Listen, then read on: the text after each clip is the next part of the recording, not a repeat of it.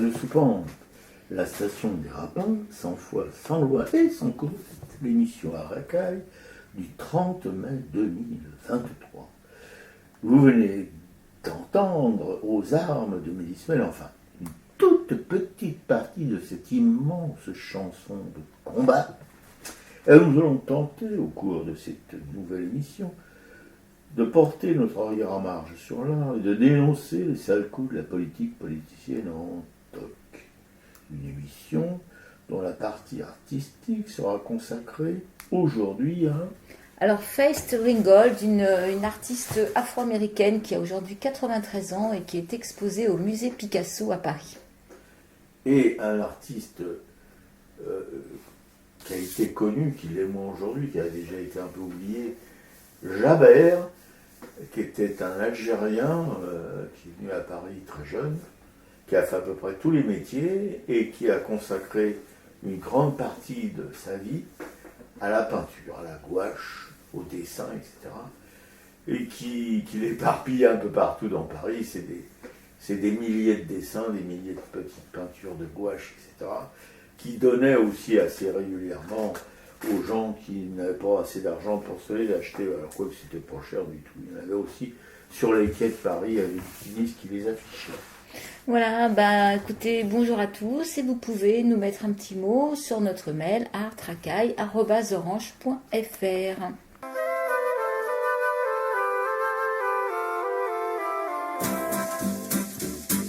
Un grand coup de ciseau dans l'azur, une hirondelle écrit ton nom, liberté. Mais survolant Pékin sous le ciel pur, sur la place Tiananmen, le sang n'a pas séché. Des reporters croupissent en prison. Ces maladroits ont mal choisi leurs questions. Pourquoi ici le mensonge a raison? Pourquoi information rime avec répression? Alors cette hirondelle en plein ciel continua d'écrire de plus belle que les 4 fleurs de la vérité. Par ici n'était pas respectée. Liberté, zéro. Égalité, zéro. Fraternité, zéro. Et dignité, double zéro. Un grand coup de ciseau dans l'azur, une hirondelle écrit ton nom, liberté. Mais d'Afrique en Russie jusqu'à Cuba, les cachots sont remplis de dangereux médias, parce qu'ils s'étaient armés jusqu'aux dents de caméras et de stylos acérés. Ces journalistes apprirent à leurs dépens les questions qui dérangent, on ne doit pas les poser. Alors cette hirondelle en plein ciel continua d'écrire de plus belle que les 4 fleurs de la vérité. Là n'était pas non plus respectée. Liberté, zéro. Égalité, zéro. Fraternité, zéro. Et dignité, double zéro. Où es-tu, chère liberté d'expression? Tant de pays ignorent encore tes bienfaits.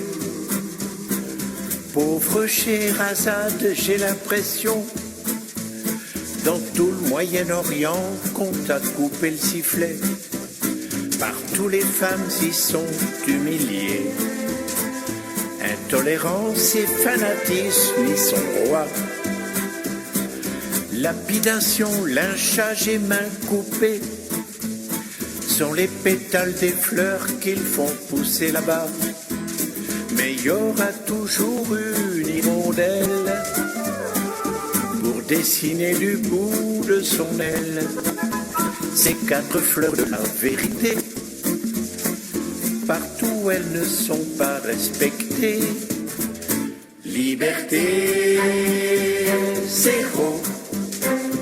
Égalité, zéro. Fraternité, zéro. Et dignité, double zéro. Liberté, zéro. Égalité, zéro. Fraternité, zéro. Et dignité, double zéro. Liberté zéro, Pierre Perret. C'est quoi est-ce la liberté associée à l'égalité et à la fraternité, qu'on peut voir sur les frontons des mairies de France, un peu plus, un peu moins de 36 000 mairies. Du monde au balcon. Mais alors qu'on nous explique, si la liberté est celle de tuer, l'égalité de vivre comme des paumés alors que d'autres se gaffent comme des gorées, et la fraternité d'enfermer dans des camps de rétention des humains qui viennent d'ailleurs nous demander un coup de main pour vivre. Quand j'écris, qu'on nous explique, je n'attends aucune réponse des responsables de ces arnaques qui puent qui pètent. La France, leader européen et peut-être même mondial, historiquement, du concept des camps d'enfermement, ancêtres des camps de la mort nazie. Les républicains espagnols ont bénéficié de l'hospitalité française en 1936 en posant leur fatigue et leur détresse dans ces camps. Hommes, femmes, enfants, qui meurent par milliers de faim, de froid, d'hygiène inexistant, de maltraitance par les gendarmes qui sont leurs geôliers. Camps qui seront ensuite occupés par des populations de confession juive, des gitans, des résistants, toujours avec comme garde-chiourme la gendarmerie française. Quelle chance ils ont! Les nazis n'ont rien inventé, les gendarmes et autres policiers français s'y sont formés pour la suite.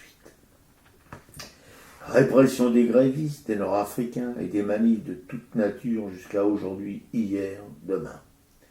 Un homme l'a glissé ces jours derniers dans le camp de rétention de Vincennes, une petite ville et une petite ville bourgeoise du Val-de-Marne.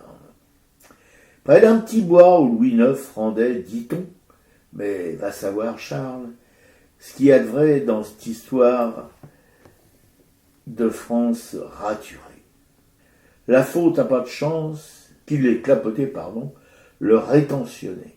Silence radio des autorités. Au créneau, toujours les mêmes assauts, dont l'UJFP, jamais en retard, pour dire son dégoût de ces meurtres perpétrés par les nervis policiers qui ne seront jamais punis. Pas les premiers, pas les derniers. Et pas une des trois conneries qui se font du gras au fronton des mairies, qui va se patafioler sur le pavement qui sert de parvis à ces maisons dites du peuple. Personne non plus qui va les effacer à coups de pioche ou de barbouille. Pensez une mairie, ça inspire le respect. Pas aux fachos, notez, vous voyez, c'est un brévin. La liberté, l'égalité, la fraternité, pas leur truc à ces sinistres guignols. La baston, le feu, tout ce qui peut aider au dialogue meurtrier, là oui, ils savent faire. Et leur hurleuse en chef a beau s'époumoner pour se dédouaner, le doute traîne des pieds pour s'esbigner. Maréchal, d'où elle est, pas mort, puisque le fonctionnement de la police et les thèses qui la réglementent datent de Vichy. Si, tiens, t'auras des boudins. Ainsi va la douce France, cher pays de notre enfance du collabo traînait. Et comme à la Libération, c'était plus fastoche de tondre les femmes et de pendre les idiots de village pour collaboration, à ce jour, plus fastoche d'agrafer les migrants et de les foutre en camp de rétention que de toucher à la tirelire des milliardaires pour aider à la juste répartition des richesses, celle d'un Bérard Arnault, par exemple, dont le paternel a fait fortune en produisant industriellement des bustes pétants durant la dernière occupation des Huns. Lui-même, le nanar, en reprenant pour un franc symbolique un empire industriel manufacturier de Schnorr, dépecé et revendu par morceaux en faisant un doigt d'honneur aux accords passés avec la puissance publique concernant l'emploi des salariés. Et aujourd'hui, un grand ami du pouvoir. L'amnésie à ce niveau, rien que du très, très, très banal. Ouais. Et justement, par rapport à ce migrant qui est mort dans le centre de rétention de Vincennes, là, j'ai le témoignage de détenus qui ont assisté à ce qui s'est passé. Donc voilà ce qu'explique un retenu. Il dit: cela faisait une semaine qu'il était malade, qu'il demandait d'aller à l'hôpital. L'infirmerie refusait et lui disait de prendre des Doliprane. Ici, c'est comme ça, t'es jamais bien soigné. Pour voir un médecin, t'es obligé de gueuler, de se mettre en grève de la faim. Et comme ça s'arrête pas là, voilà, les keufs l'ont tapé, ils l'ont mis à l'isolement. Et là, tu sais comment ça se passe, il n'y a pas de caméra et les flics te frappent, poursuivit-il. Les flics l'ont ensuite ramené dans sa chambre jeudi. Le soir, il avait du mal à respirer. Il me disait qu'il allait mourir. Il avait du mal à manger car ils lui ont cassé les dents. J'étais à l'infirmerie pour lui, mais ils ne se sont pas déplacés. Ils n'ont pas voulu venir le voir. Cela faisait 1 mois que je le connaissais. On s'entendait bien, raconte un autre détenu du CRA. Les pompiers, dont l'accès au centre est régulièrement empêché par les flics, n'ont pas réussi à le ranimer. Les flics ont pris ses affaires, son téléphone et commencé à dire qu'il était mort d'une overdose. Ils vont tout faire pour faire croire que c'est pas à cause d'eux. Mais nous, on sait ce qui s'est passé, explique un autre retenu. Dans ce qui est l'un des plus grands centres de rétention de métropole, l'impunité des keufs est telle qu'ils ont ensuite continué à provoquer les retenus. Ce matin, nous, on pleurait et la police rigolait. Voilà. Quant à l'ASFAM, c'est l'association de services social familial migrants. Donc c'est une association qui est payée par l'État pour assurer un semblant d'accès aux droits et justifier ses pratiques d'enfermement. Elle a d'abord caché le décès en étant comme d'hab au courant de rien. Même rengaine du côté de l'infirmerie du centre de rétention, à qui nous avons régulièrement affaire pour de nombreux refus d'accès aux soins et violences médicales. Donc la nouvelle de cette mort s'est rapidement propagée dans le centre de rétention. Et après, ceux du bâtiment 1, ce sont ceux des autres bâtiments 2A et 2B qui sont immédiatement mis en grève de la faim. Et en fin d'après-midi, il y a eu des affrontements entre les retenus du 2B et la police. D'autres personnes ont été blessées par les flics, d'autres ont été emmenées à l'isolement et tous ont décidé de se mutiler. C'est insupportable. Oui, non, mais ta description est d'ailleurs très bienvenue, parce que moi, je ne rentre pas dans ces détails pourtant si importants pour la compréhension de ce que sont ces camps de rétention, qui ressemblent furieusement, comment on a lu Rachfus et les bouquins qu'il a écrits justement sur les camps d'enfermement de Vichy. Non, il y a une similitude tellement effarante qu'on se demande où on est, voilà. C'est quelque chose, la description que tu fais, le témoignage de ces détenus, les agissements de la police, là c'est à côté, nous on est à quoi, à 2-3 kilomètres de là, Vincennes, une ville bourgeoise, bien pensante, catholique, et tout ce que vous voulez, il y a une très belle église à Vincennes. En fait, ce centre de rétention, il est pas loin de l'Arboretum, et d'ailleurs, c'est pas marqué centre de rétention, non, c'est marqué école de police, hein, c'est soi-disant une école de police, quoi. Et là, ce qui précise, ce qui précise sur le tract, c'est que c'est pas le premier mort qui arrive à un centre de rétention, il y en aura d'autres tant qu'ils existeront. Ça, c'est une évidence. Faut savoir aussi qu'il y a des femmes et des enfants, il y a des bébés qui sont en centre de rétention, hein. Et les retenus disent que c'est tous les jours qui subissent la violence de l'enfermement et le stress d'une probable expulsion. Tous les jours, ils et elles subissent le racisme et les violences psychologiques, physiques et sexuelles des flics. Tous les jours, ils et elles sont maltraités par l'équipe médicale. Je te dis, c'est copier-coller des camps d'enfermement de la France de 1930 à, disons, comme ça, en gros, jusqu'à 1945. Et là, ces camps d'enfermement nouveaux, là, ces centres qu'ils appellent centres de rétention, pudeur, bon, il y en a dans toute la France. Et à l'origine, c'était secret. À Vincennes, on l'a su il n'y a pas énormément de temps qu'on a su qu'il y en avait un à Vincennes. Voilà. Mais il y en a partout en France. Et on ne sait pas ce qui se passe là-dedans. Ouais. Alors il y a eu un rendez-vous, un dimanche, il y avait un rendez-vous à Erreur de Joinville-le-Pont, et là il y a une réunion publique de l'Assemblée contre les centres de rétention d'Île-de-France, ce mercredi 31 mai à 19h, place de la Réunion à Paris. La place de la Réunion, c'est vers le métro Maraîcher, c'est dans le 20e arrondissement. Oui, tout à fait. Ouais, non, voilà.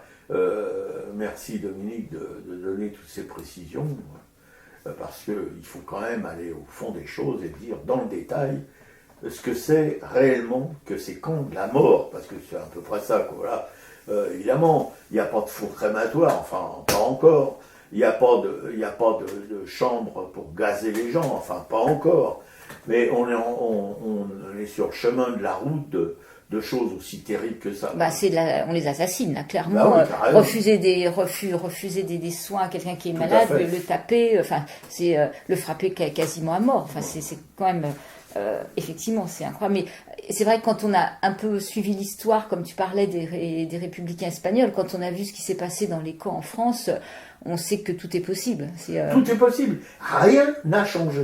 Quand on sait que les lois qui réglementent la police française, enfin, son fonctionnement et tout ça, datent de Vichy. La police nationale date de Vichy. Et j'ai lu une nouvelle ce matin là, qui m'a pas tout à fait enthousiasmé.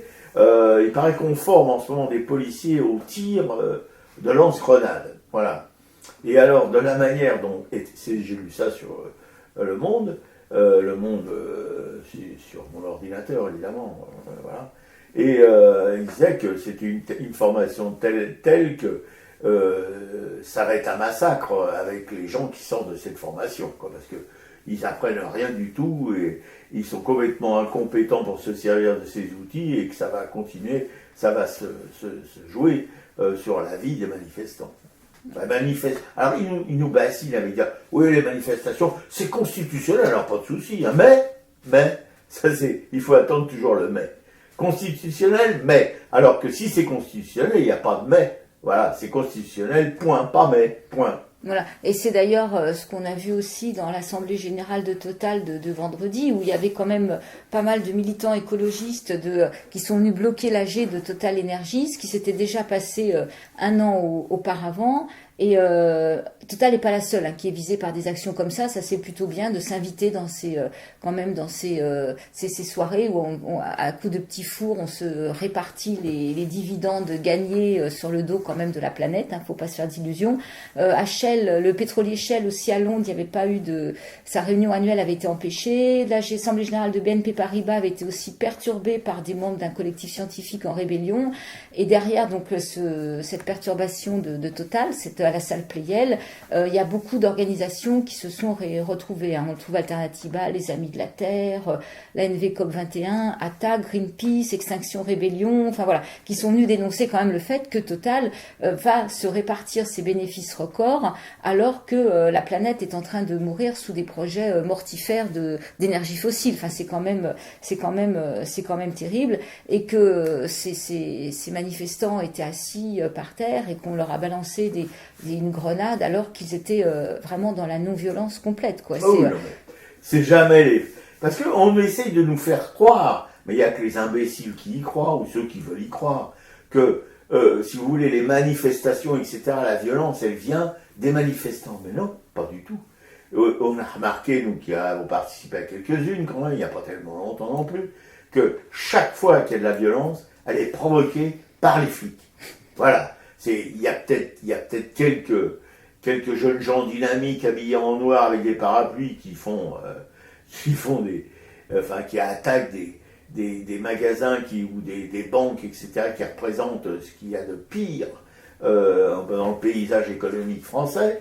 Bon, d'accord, mais c'est pas eux qui provoquent d'abord, si vous voulez, ce qui se passe d'un petit peu stressant dans les manifs. Non, ce sont les flics. J'en ai été témoin d'une des dernières manifs auxquelles j'ai participé. Ça partait des Invalides moi j'ai suivi les Invalides jusqu'à Montparnasse. Elle continuait après pour se retrouver à la place d'Italie. À Montparnasse, cette manif qui était tranquille comme tout, d'un seul coup, paf, un rideau de flics qui l'arrête. Derrière le rideau de flics, des camions de flics qui arrêtent aussi, renforcent le rideau. Voilà, ça s'arrête. Je me dis, tiens, pourquoi on s'arrête? Tout se passait bien jusqu'à présent. Et on n'a pas toutes les informations, évidemment. Alors, on peut se poser des questions. Donc, je sors de la manif, je remonte jusqu'à Vavin, et à Vavin, qu'est-ce que je vois? Alors là, il y avait en embuscade des centaines de poulets Et la manif, d'un seul coup, s'est remis en route, mais avec les camions flics devant et la barre de poulets qui la suivait, et les manifestants derrière. Alors il paraît qu'après, moi à Vavin, quand j'ai vu ce qui se passait, j'ai pris devant les hordes de flics, j'ai pris le métro vite fait. J'avais pas envie de ramasser encore des coups, et ça suffit. Et donc il semblerait qu'à la place d'Italie, mais c'est toujours en fin de manif, déjà ça s'est passé à l'Enfer-Rochereau, il y a eu des accrochages, etc. Mais je suis persuadé que les accrochages ils sont provoqués par les forces de l'ordre, mais pas par quelqu'un d'autre. Oui, bah ça on le voit bien. Et là donc à Total, effectivement, après on voit comment les manifestants se sont fait aussi tabasser. Enfin, c'est insupportable. Alors on peut quand même rappeler que se battre contre Total, c'est complètement légitime. Aujourd'hui, Total, c'est le pire de l'exploitation de la planète et des populations. Hein. C'est des profits qui vont jusqu'à 36 milliards d'euros de bénéfices. Qu'est-ce qui a profité? La guerre en Ukraine, l'inflation, c'est 9,4 milliards d'euros directement dans les poches des actionnaires. Alors qu'en France, rappelons-le, on a quand même 12 millions de Français qui luttent pour se chauffer, faire le plein d'essence ou se nourrir. Donc un PDG qui a des salaires qui augmentent d'une manière complètement indécente, alors que les employés, eux, on refuse d'aligner leurs salaires sur l'inflation. Des projets polluants qui détruisent toute la planète dans tous les pays, que ce soit en Ouganda, en Tanzanie, en Afrique du Sud, au Mozambique, aux États-Unis, en Algérie, en Argentine. Enfin voilà, c'est quand même Total passe et détruit tout sur son passage, quoi. Et là-dedans, bah, bien sûr, en France, Macron soutient complètement tous ces projets écocides, quoi.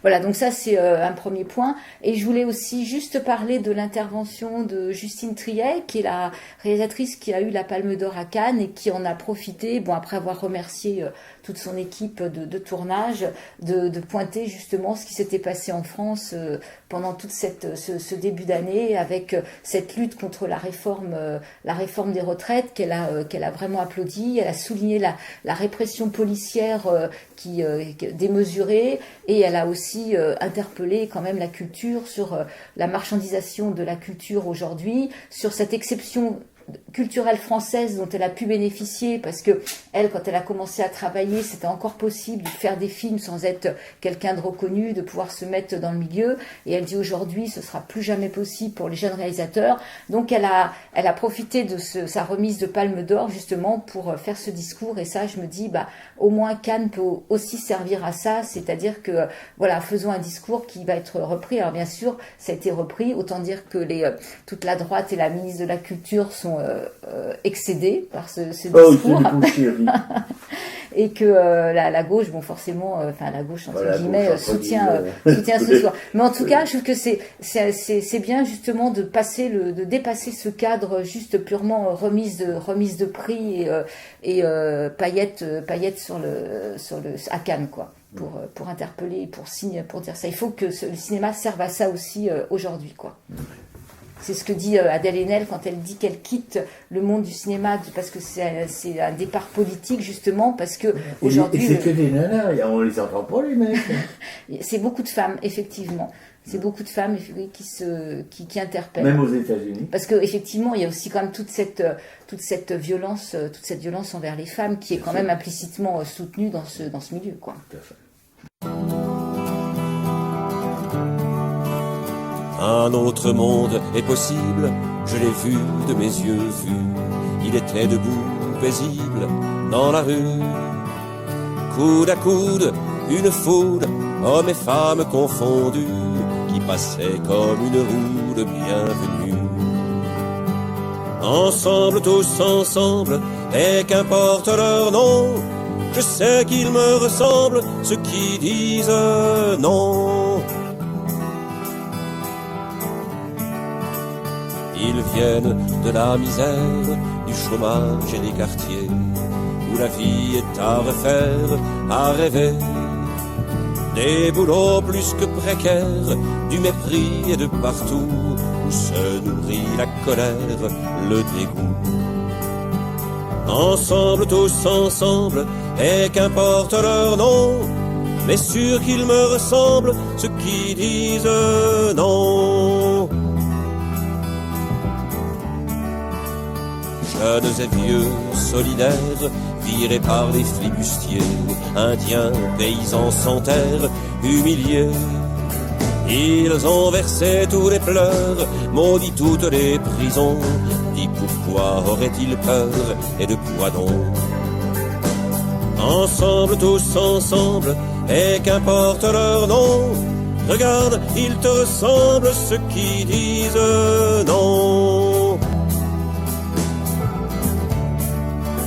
Sur le cœur pour étendard, ont le sourire du Tché. Autour du cou, des foulards, des kéfiers.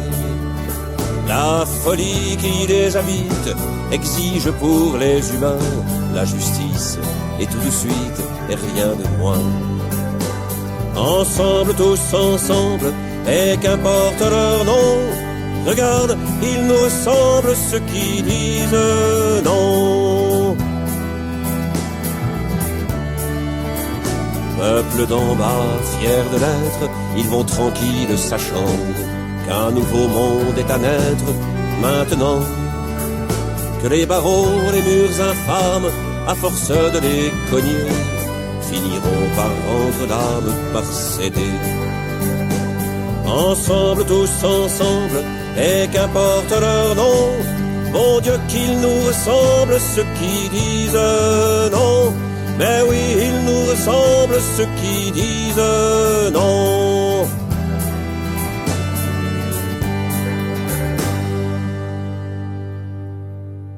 Ceux qui disent non, Michel Buller, un incontournable de nos presse-papiers.